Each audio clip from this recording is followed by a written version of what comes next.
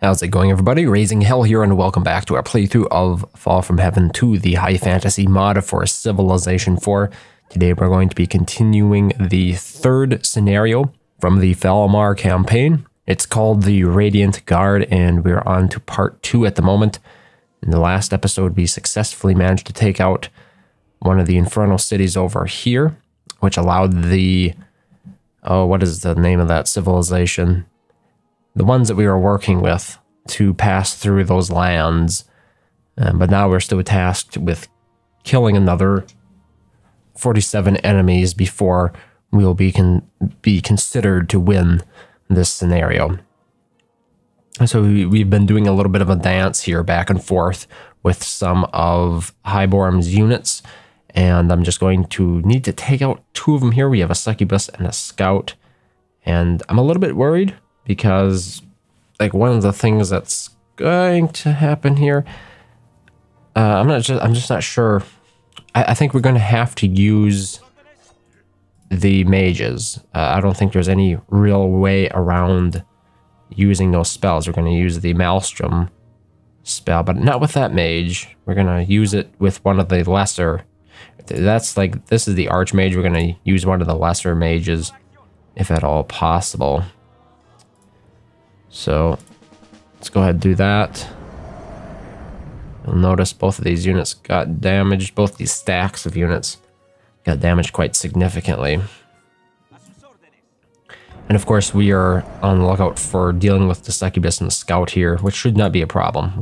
I just take Guybrush 3 wood and take them right out. Same thing with the scout. And then I had plans here with the archmage. I was going to summon in an earth elemental. And we're going to use this because it has a range of 2 movement at the moment to take out one of these scouts here.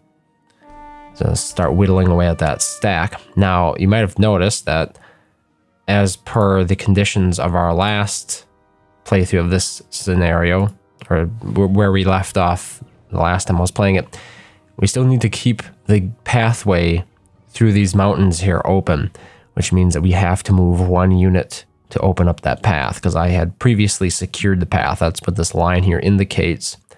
For those who didn't perchance see the previous episode, this line that I've drawn across the map indicates like where I should put my units to make sure that the enemy units cannot easily move past this line, move further west than this line, because there is the Mercurian city of Born the Gleaning.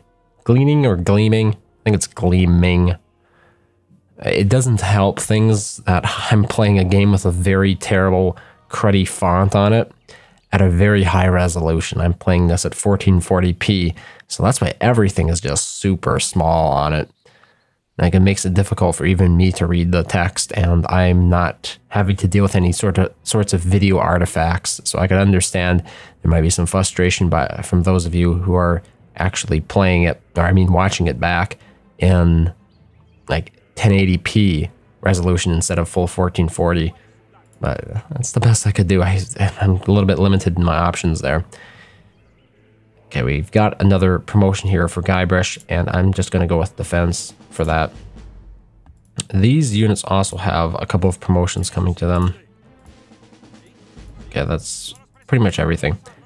Since we have this area ready to accept more units again, I'm going to go ahead and close the path up there. So that way the enemy units should head around down here to my my death stack once again. So I'm going to use mages here. Oh, it looks like those units are fully damaged already. Okay. So this gives us some more options now. We can press a little bit harder, I believe. So we have 4 units here. We, of course, are going to use the Earth Elemental as part of this attack. I believe we have a unit here that is capable... oh, I already spent that unit. Okay, that makes things a little bit more difficult. I was going to use the Haste spell. We'll use that in the future if I remember. But at the moment, we're going to be limited to just using the Ranger here. So we're only going to be able to attack with 2 units. But overall, that should be fine. Wait, this is closed. So this is closed again, which means we have to open it up here. I went and sent my ships over here to load these free units that I got. They're called champions. And I'm just going to bring them over with the rest of my stack, just to make sure that everything is as tidy as possible. Personally, there's really not a whole lot behind it other than that as an incentive or a motivation behind what I do. Good grief, units, stop asking me for stuff every single turn. It makes things take too long. So there they go. They're off to the races again. And I just promote for something. We're going to skip lots and lots of turns. Skip turn. Close it up here. Good enough. Let's see them come back. So we've got a couple of units now. Hellhounds. Yeah, just Hellhounds. Okay. I think we can take all of these out. They're all fully damaged already. Just gonna move the mage there. I'm gonna bring in the earth elemental. I don't think these units can hit me in 1 turn, can they? Because that would be like a potential danger. I see most of these have only 1 movement. So yeah, they can't reach me in 1 turn, so we should be fine. I'm gonna use the musketman and Guybrush. So there's 4 units. You might be wondering, how can we do this? Well, we're gonna have to bring in a 5th unit. Wait, did I have 4 units? No, one of them is a mage. Okay, we're gonna need another unit here. Probably gonna use the boarding party then.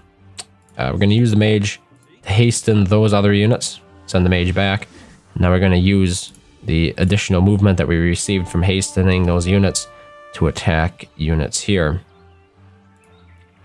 One of the small problems, I suppose.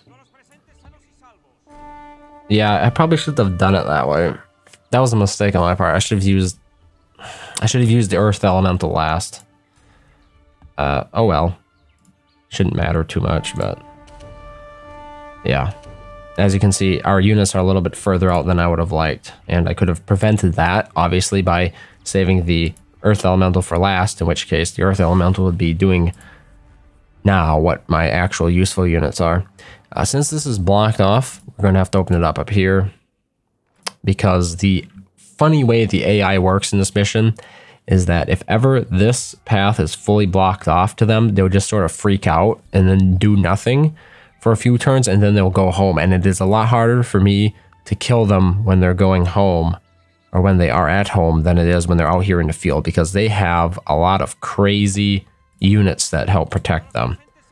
So that's the reason behind why I'm doing it the way I'm doing it.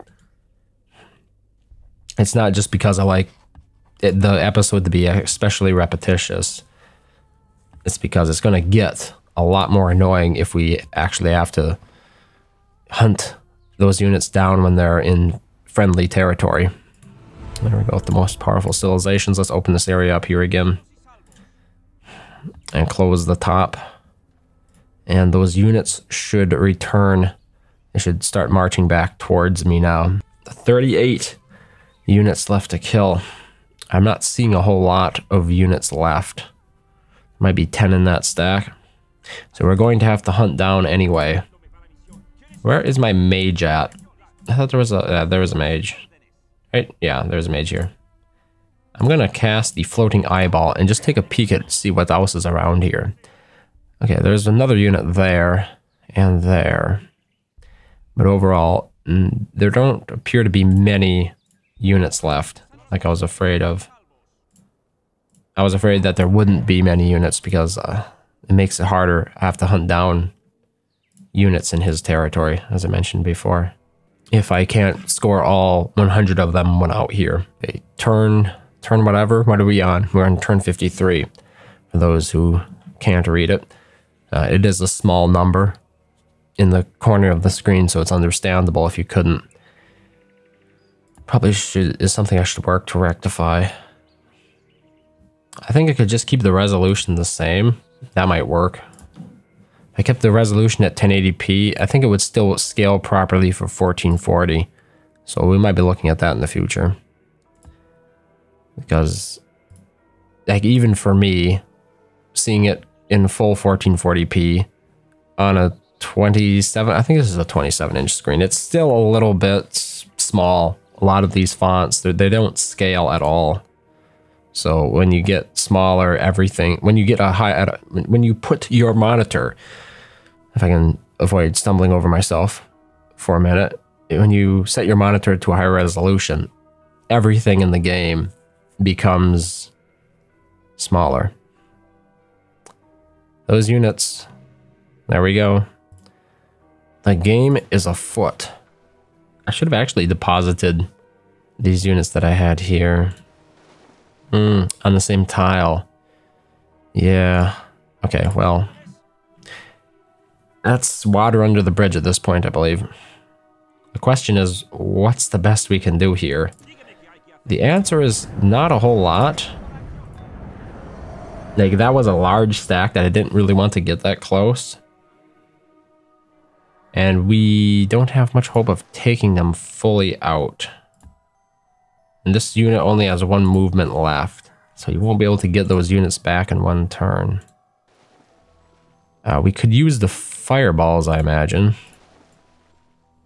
Let's try that once. Fireballs away. Yeah, it should make it a little bit more interesting, if nothing else. And I did cause collateral damage, so that was sort of an indicator that those units weren't fully damaged at that point. Okay. You guys just skip your turn, okay? Thanks. That way I won't keep jumping up there every time I finish a move down here.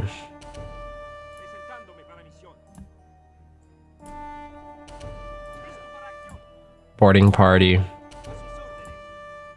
Radiant Guard. Ugh. Its odds are getting really crappy really fast. Oh, that got a lot better now, once I added that promotion to the stack. Yeah, I just have a lack of units at the moment here. I'm going to move those hunters up so that makes sure that these units here, they move to this tile next turn, and it guarantees I'll be able to fight them again. Mostly they don't want to fight. They'll look for the path of least resistance, as I've sort of explained before. We also have a longbowman here. The odds are pretty good, so we're going to do that. Alright. Overall, that's not bad. There are 4 units left there, and all of them will be pretty easy to take out, so I think we did pretty good. Okay, they've gotten a little bit closer. That's not a problem. Guybrush has another promotion. Okay, just 2 skeletons left and this axeman here.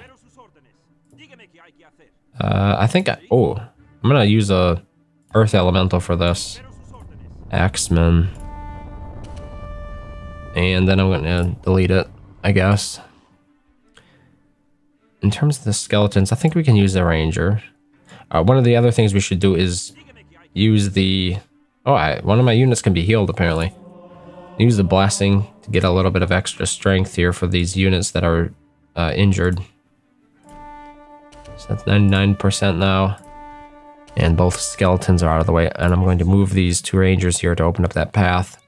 So that way this one last axeman will continue down towards me. And our longbowman here has its first promotion. I should have actually used the archer, I suppose, to do that. To take out one of those skeletons. I could have got some experience from that, which is pretty valuable for defending units because they don't usually have the opportunity to gain experience through attacking.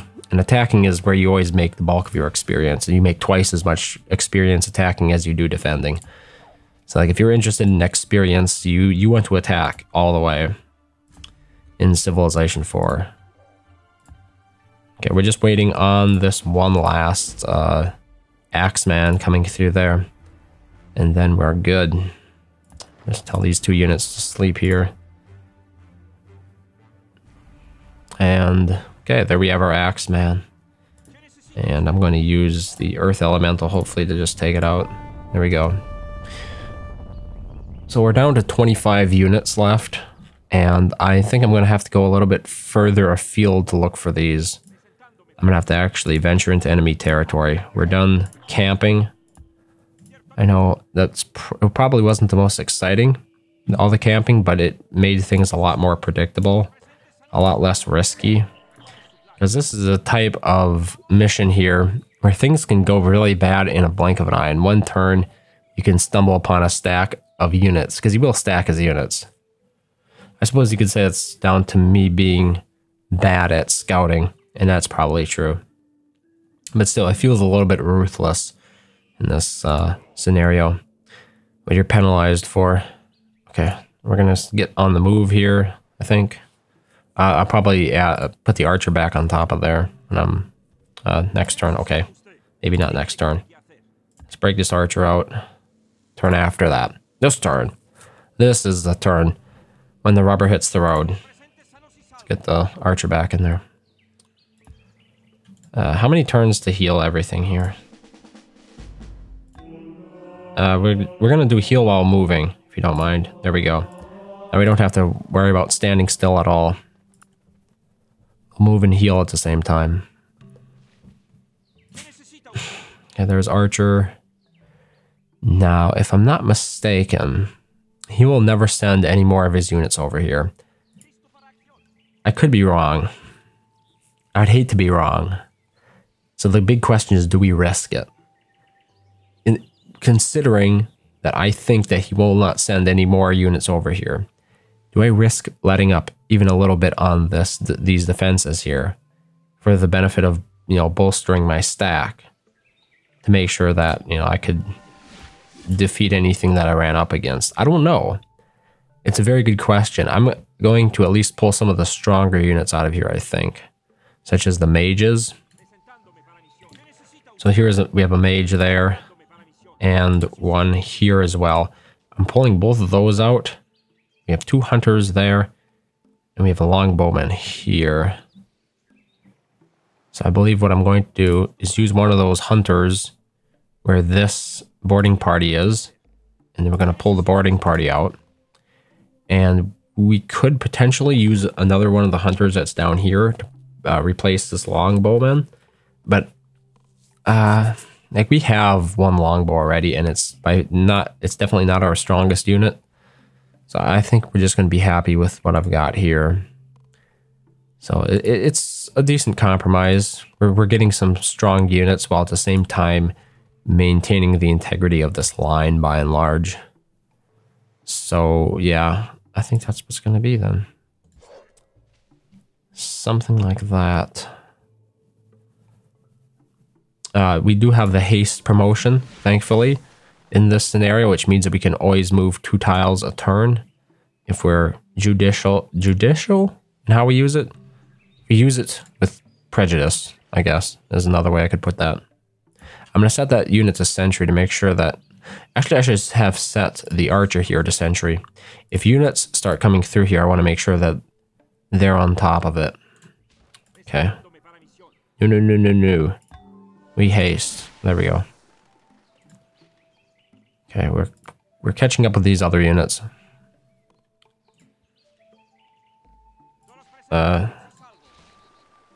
We should be able to cast haste again, right? Yeah. And all of them should be able to move another tile. There we go.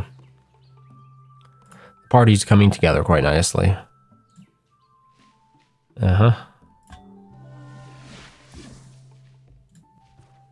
And that's it for this turn.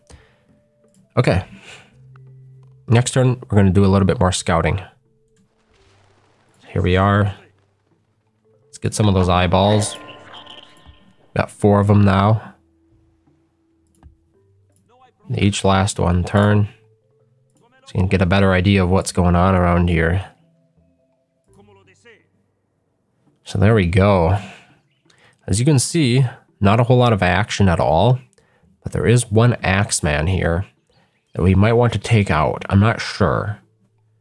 I think the Axeman's heading towards this area here, and I don't have... I suppose I do have units to take it out. Yeah, that's not going to be a problem. That's actually going to be a boon, because we can use the fireballs or these champions. I have a whole bunch of champions and ships that I forgot to include as part of my stack here. But other than that, we're going to have to just keep heading towards the lands of the Infernal here if we want to see any significant number of kills in the future here. Okay. Next turn. Gonna step to there and hasten a bit. It's a bit slow going. Let's do some scouting again. I want to make sure we know what's going on. Always scout the higher tiles because they have better visibility range.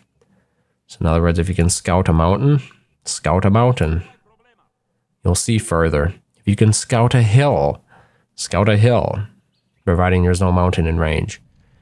Because the worst is the flatlands.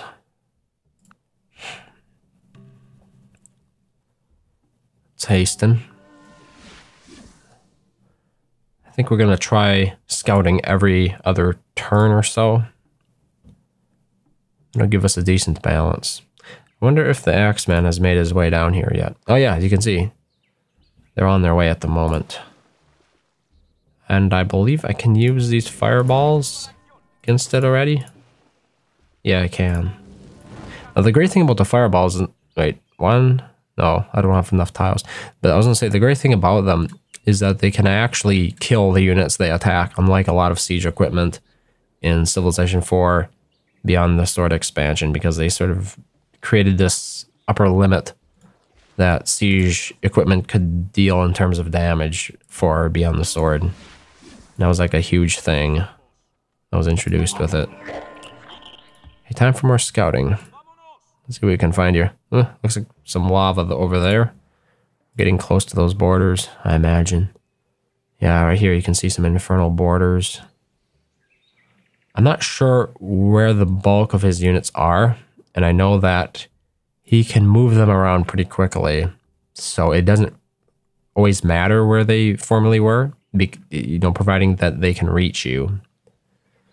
Like, that's the ultimate deciding factor. Okay. Glad to see that archer there perked up. He's on the ball, you could say. Okay, that one died. And that one won. Yay. And as you can see, even though it was killed with a fireball, that unit counted towards the enemies that I needed to kill objective that we've got here. Because we don't have any cities in this mission. That's important to keep in mind. Why can't I summon 4 eyeballs anymore? I can. Oh, that's the reason. Because I use haste. Okay, makes sense. So what do we want to... I think promoting for a fireball is going to be a good idea in this one, because we can always use fireballs against larger stacks, I think. And we can also use them to bombard. So like having access to one can... If you need to take a city, gives us the ability to bombard the city faster. I think that's probably a stronger argument for it. This one already has fireball. Oh, yeah. Maelstrom, definitely. I like Maelstroms. Sure. Mobility 1 to summoned units. That's what that promotion does. Or the spell. Let's do spell damage. Stuff like that. It's hard to say. Like, do we want to have at least one mage that can move 2 tiles per turn by default? It could come in handy. It's hard. I'm just not as familiar with magic in this game as I am with standard like unit classes, I guess would be a good way to put it. Do we want our summons to have mobility 1? Probably not. I don't think that'll be useful in many scenarios. Reduces the chance of being affected by enemy spells. It's not that effective, to be honest. 20% resistance is not significant. I think it's better to have like +5 spell damage at the end of the day. Did I promote that one for movement? Yeah, okay, that one we have movement on. So we're going to probably ignore movement for this one. Once again, we're not going to be summoning a whole lot of units with these mages. Like, that's the archmage's job. We do want that little bit of extra damage there.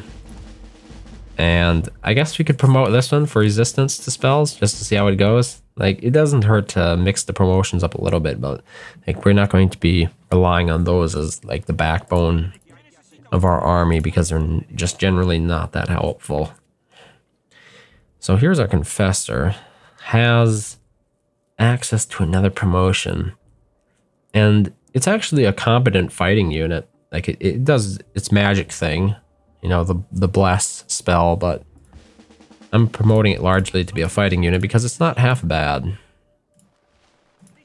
How do we still have something that needs promoting? Come on. I thought we did. Oh, it's Guybrush.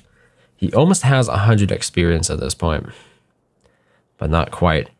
Now, I think we might be fighting disciple units, so it's hard to say what we should be going for here. Although I am tempted to do guardsmen, because this, if he has any sorts of units that target weak units in my stack, this would be a useful promotion.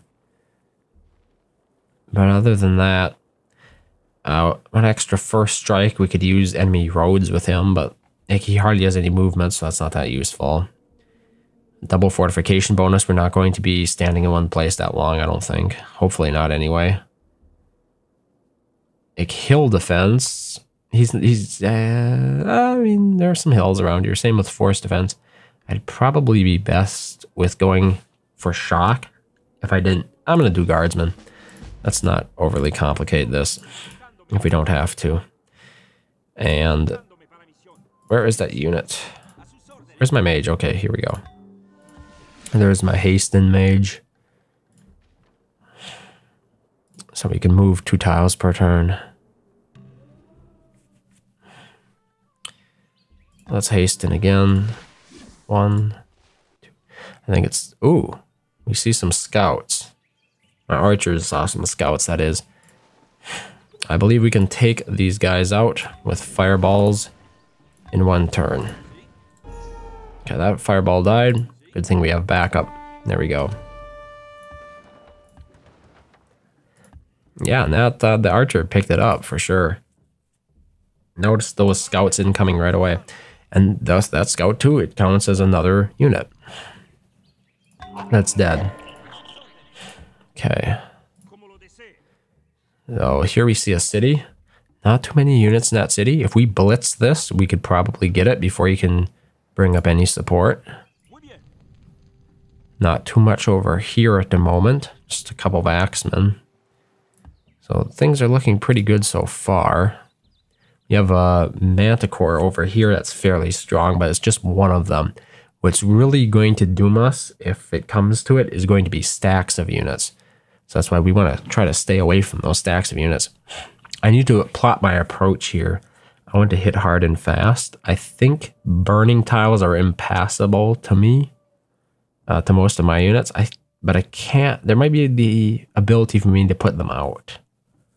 I'm not quite sure. It seems to me I have a unit that can do that. It might be the Archmage. Let's see here. Fair winds. No, that's not it. Spring turns a desert tile into a plains tile and puts out fires in the surrounding tiles. That one might be the promotion that allows us to get through some of this more challenging stuff. But I really don't have to because there's a pretty straight shot here at this city. I can go like from here 1 turn. It's like 1 tile there. We siege it immediately and take the whole thing, right? And up until that point, we have like 1, 2, 1, 2, 1, 2. So that shouldn't be a problem at all. Yeah, I think that's our approach then. Maybe I should draw it on the map just so I can remember where it is. New line. We want to approach from here like that. Okay. That's our general line. I've never really used lines a lot in Civilization 4, but they're certainly available. Let's use the haste a little bit there. Excellent. Continue. Oh, those horse archers came out of nowhere. An attempt to throw a monkey wrench in my plans, apparently. Well, I shall have none of that. Maintain course. Still some more scouting here. The eyeballs. Just to make sure nothing else is on its way that we were not expecting. Everything seems pretty small at the moment. Like the big stacks that he has, yeah, I know he has. They're not here. Unfortunately, that's one. I wonder if workers count towards the number of units I need to kill. I honestly don't know. Okay, let's haste in here. Hopefully next turn we can get there and siege the city. We could take out an entire city. Here we go. Step forward. Get some haste. It only has 20%. What? Okay, there's a fireball. So we should be able to bombard it down. It's down 10%. And this unit could use another promotion.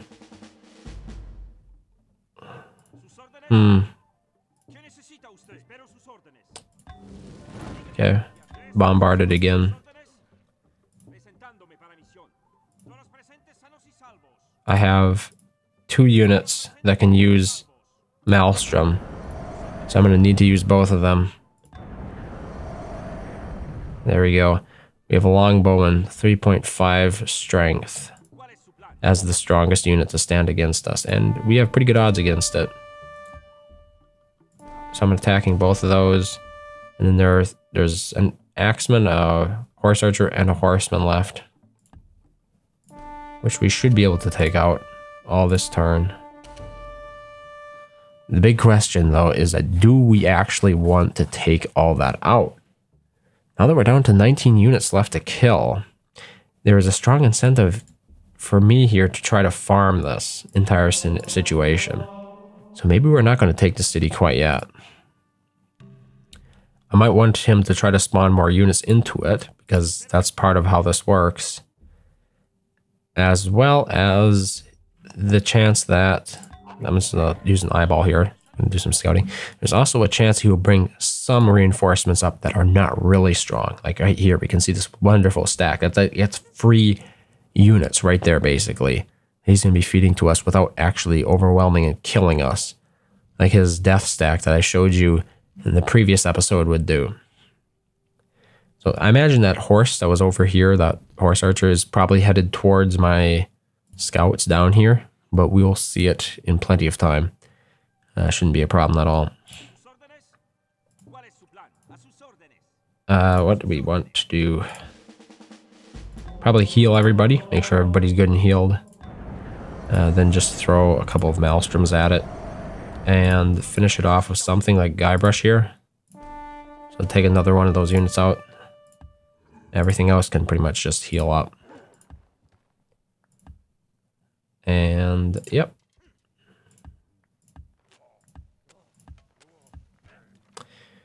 Okay, let's go to the next turn. Oh, I forgot about that. Yeah, the mage there will deal damage to my units. Because, you know, you've seen that it's not a mage, it's a profane. They'll deal, that's a pretty strong profane too. Strength Fate. They can deal damage to my units using their Ring of Death. If you've seen any of the other episodes from Fall from Heaven 2 that I've played, you will be quite familiar with that strategy because it's one I've employed myself quite frequently. So it's hard for me to bear ill will against them for using it. I would have used it if I had it. And it seems like most of my units here are healed up already, even after taking that damage. So that's pretty impressive for me, and not so impressive for him. I'm worried about that Spectre there. I would like to summon in something that does not have fear, but I'm not sure any of the units that still have... Yeah, like, I could have the host of a Nijar, but I already used that one. I'm pretty sure the host is immune to fear. There might be something else we can summon in that's immune to fear. Perhaps an air elemental. It's a strength of 7. And it didn't attack the Spectre. So rip that idea. Yeah, see, that's what I was afraid of. With the too afraid to attack nonsense. Oh, okay, we got a Spectre down. Just 2 horsemen left in there. Is this the guy? Oh, there we go. So, down to 1 unit, and down to 12 enemies left to kill. I have to see how this plays out. Oh, that's a lot of units. He got a couple of Balors there, it looks like. So we definitely need to do some scouting here. Get that eyeball in the air. I don't see him sending anything from that direction. It's possible another direction is being used, though. So I want to double check here and make sure there's nothing coming from down here. Okay, there's a fairly large stack here. This is going to be what's limiting us. He can probably move this 1 tile per turn. I'm seeing a lot of 2. Let's assume he can move 4 tiles per turn due to 2 movement. 1, 2, 3, 4. 1, 2, 3, 4. He could be here in 2 turns. So this is kind of like our last turn here before we absolutely have to pull out. Due to the danger of that stack. So maybe we should take this city so he'll leave us alone. And then try to poke around down here to see what's what. I'm not sure, but that stack is too much for me. Like, you can't even see. Like 43 horsemen in there, 25 hellhounds. It's just absolutely ridiculous. How many units are in that stack? Okay. Do a couple of Maelstroms here. That Balor is down to 9 strength. I'll try a Stone Golem first. And then we can do... There we go. 2 of them down. Like I said before, I think we're going to be doing 1 more turn of this. And then I'll just pull out of there. And let him restock that city up a bit. Let's bring in the eyeball. I want to make sure I know where these... Yeah. Okay, he advanced a little bit. It wasn't as much as I thought he might. I think he was here last turn. As a matter of fact, what I'm going to do is I'm going to create a new line where he currently is, so I don't forget next turn. But sure, he was here. That means he's only moving 2 tiles per turn, which will give us more time to kill additional units. So we could actually be in luck here due to how slow that stack is moving. It's unexpectedly slow. I mean, and he spawned in another 2 Balors here. So that's some pretty good killing. I mean, it's stronger than I'd prefer. But let's not look a gift horse in the mouth, as the saying goes. It's just as important if it's very strong or just a puny unit. They all count as units, and we have 80 units left to kill. So let's get at it. Oh no. Your forces are under attack by Heborum. How did this happen? Let's see. That was a lot of attacking. I've got 2 units left to kill though, so we can do this. Yakubus is... Okay, he summoned in Wraiths apparently. Because I'm looking here. Aquabus has killed an Infernal Wraith. Guybrush has killed an Infernal Wraith. Aquabus killed an Infernal Wraith. Boarding Party killed one. And Ranger killed one. So apparently some of these units are taking a significant amount of damage here, yeah. Guybrush is pretty hurt. Aquabus is hurt as well. Let's get the eye in the sky. See what's keeping us dry. Yeah, apparently at this range he can bring in wraiths. So that, like, he can summon them. But I'm pretty sure, and this was something I hadn't considered before, I'm pretty sure wraiths still counts as units killed. So like that was hurting his case more than it was hurting mine. It doesn't fully matter though, because we're going to be taking, hopefully anyway, taking this city this turn, and then next turn we will have 1. So let's try that. Let's get the golem in here. There we go. One unit. I'm not sure if you can see that. Maybe I should have it like on dark. There, 1 unit left to kill. Let's get this done. Okay, here we go. I think this is the next part of the mission.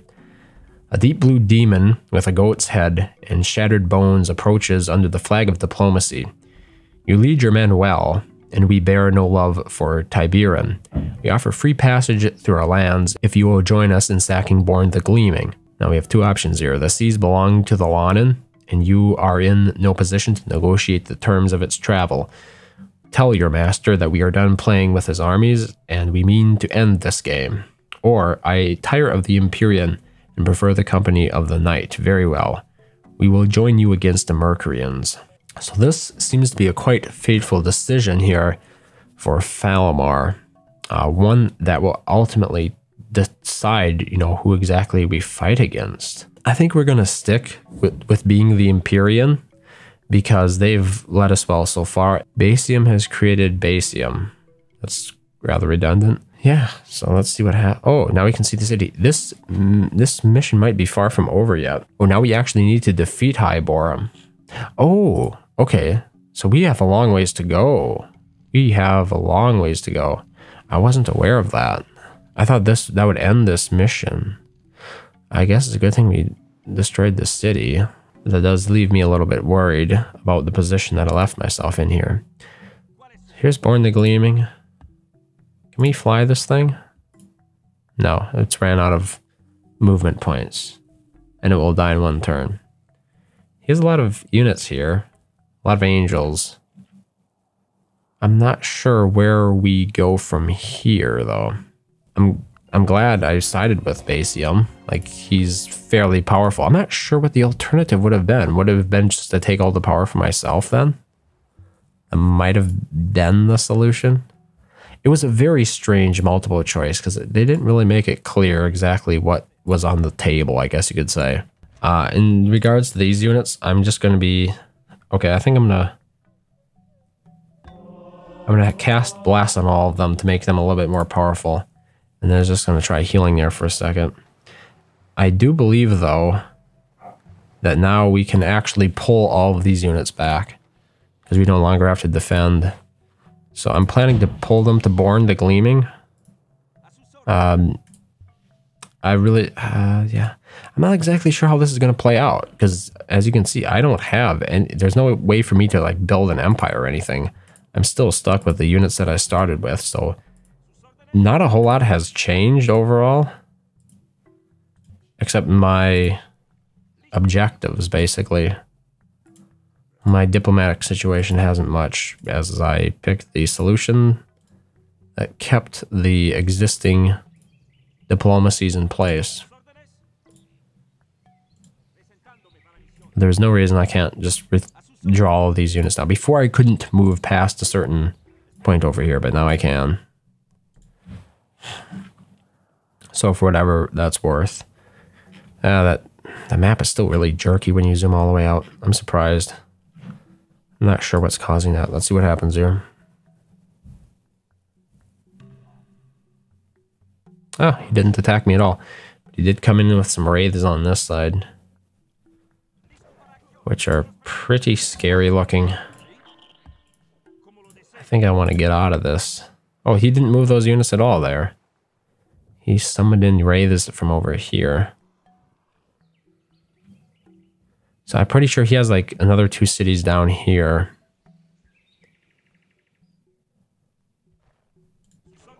Let's move on. Like that. And I'm gonna cast a Withered promotion to get rid of any negative promotions that those wraiths cast on my units.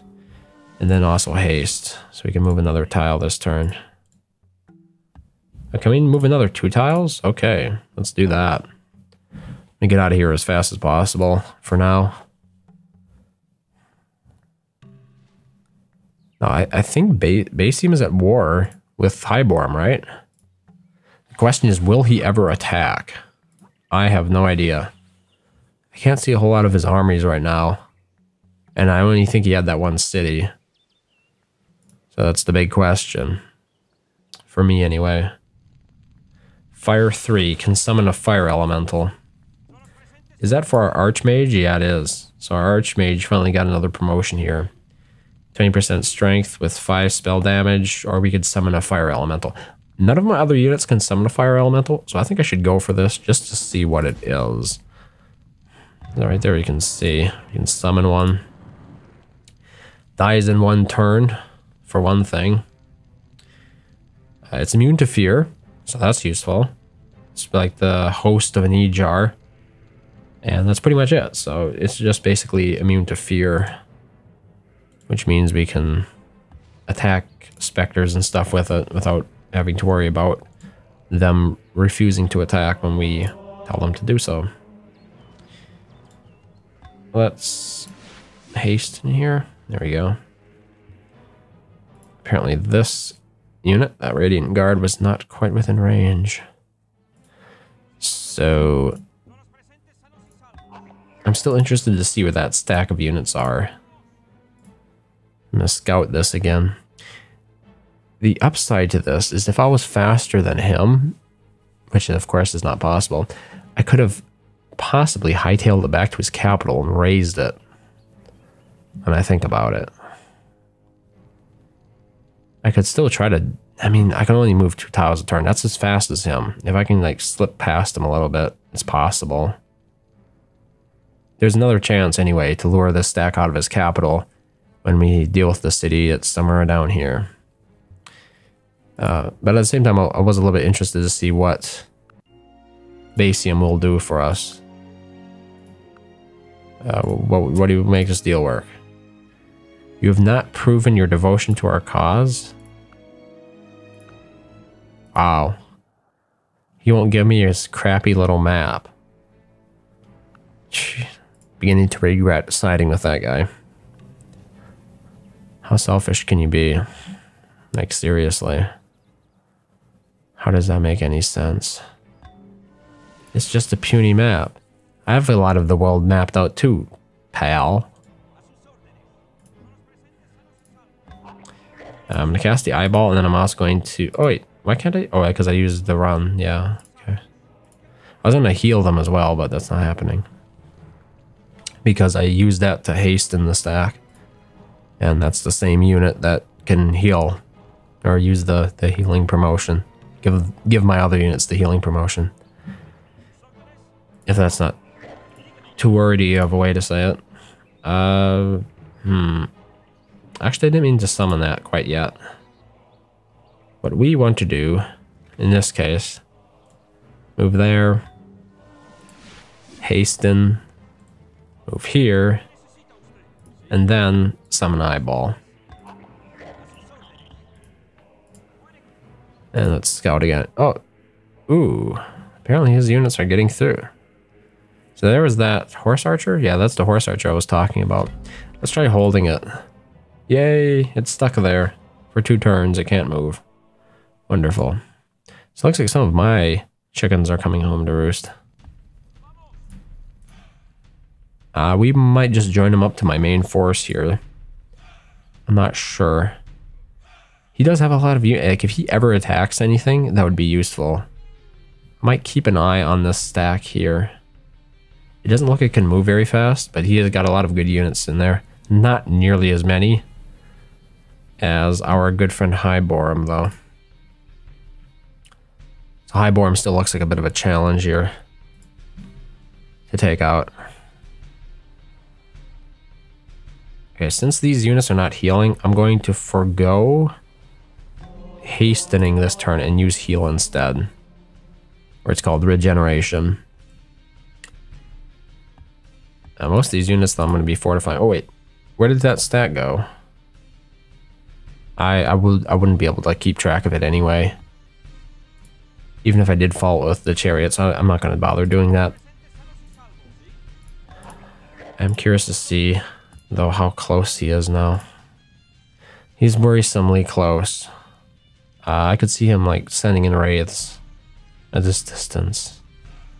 I'm not sure. Do wraiths ignore movement terrain costs or terrain movement costs? Because it's a summoned in unit. Here we go. Cannot pillage. It doesn't say that it ignores movement terrain costs. Passes the withered promotion to enemies in combat. I'm interested to see what that's about. Withered. See here under promotions. We should see a W. And there's no withered. So it's under something else. Let's see effects. Maybe this is where it is. Yeah, here we go. Withered. Heals 20% less damage per turn, minus 10% strength, and less experience gained by combat by 50%. It's not seriously bad, but it is noteworthy. Yeah, look at all those wraiths that popped up behind me. So they do appear to ignore terrain movement costs, and even though it didn't say that, there's no way they could get from this tile. 1, 2, 3, 4. It actually looks like they moved 5 tiles. There are no roads around here. So they do ignore terrain movement costs, and I think there's not much else of a way to explain that. But let's go ahead and see what there is to see. It appears the stack is still there. What else does he have going on down here? It's a like. He does have some pretty exotic beasts running about. We don't have to worry too much about those wraiths. They disappear in +2 turns, which means it gives us some options. I wonder if we can hold them. Yeah, we can hold a few of them. Can't move for 2 turns. I'll teach them to follow us. But we're moving on. I'm surprised at how many of these units I didn't tell. Oh, that's the reason they're freaking out. They're freaking out because they spotted enemy units. So they halted their former plans to move to the city. They stopped and asked me for new orders. We're continuing on here though. Let's do it again. Yeah, we're gonna have to put up with this for a while longer till we get all of our units home. Okay, let's do some scouting here. I'm a bit interested to see what's going on. So we can no longer see this tile here, which means I assume he still has his units on there. Let's not assume. We have the available eyeballs. Let's scout there as well. Yeah, okay. His units are still on there. His main stack is still there. So we might actually be able to sneak in. Ooh. Here we can see his capital. If we can knock his capital out, that'd be great. So I'm thinking, what's the easiest way to get to his capital? It's through here. And we can get there if we go like here, here. Walk through there, and then right up to the capital, right? I think that's the direction we're going to have to try to take. We have to keep in mind that these guys are going to be behind us the whole time.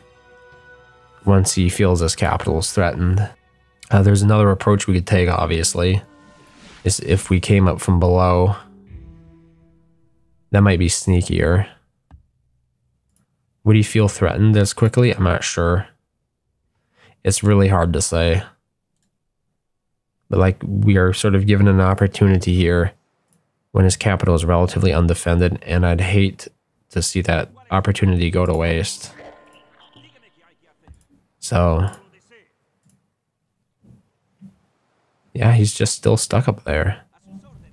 And there's not a whole lot else down here. So I don't see much of a reason not to try to go for this as quickly as possible. Like, let's make a beeline for that tree line. Okay, so there was a wraith there that managed to get me. Oh no, I used the wrong one. Of all the mages I could have used, I used the wrong one. The one I needed to haste in my units. That's so sad when I do that. Okay. Oh, we will continue on anyway.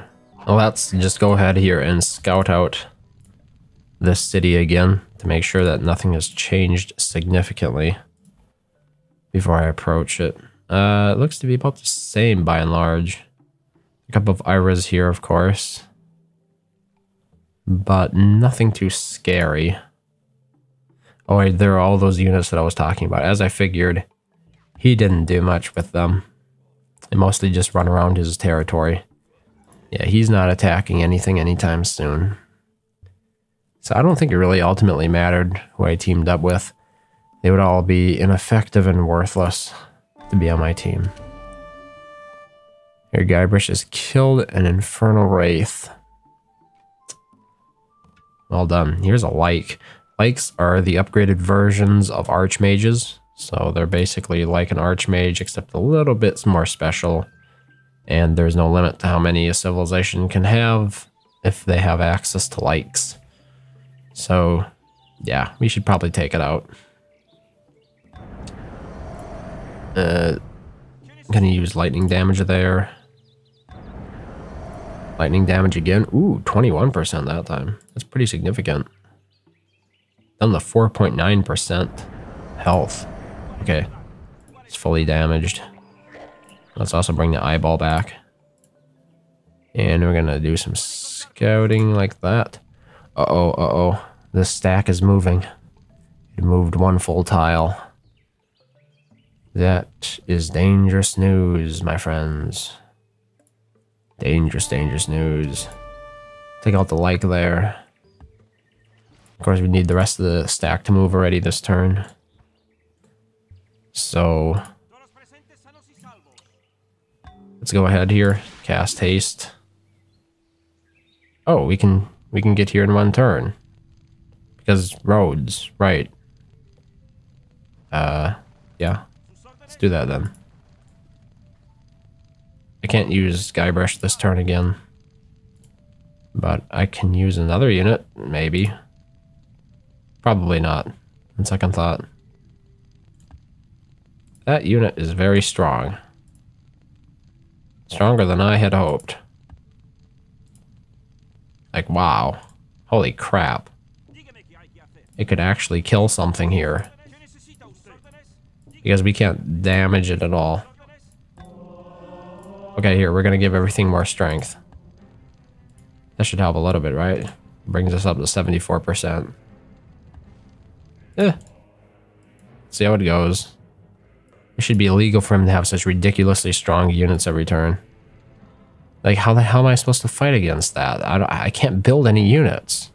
So he didn't attack, but he brought in some Iras. And of course, we have the Guybrush problem. That he's injured yet.